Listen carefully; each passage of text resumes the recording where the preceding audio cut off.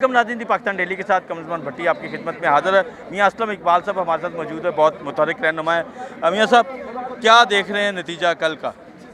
यार आप ऐसा एक सवाल क्यों पूछते हैं, क्या नतीजा देख रहे हैं?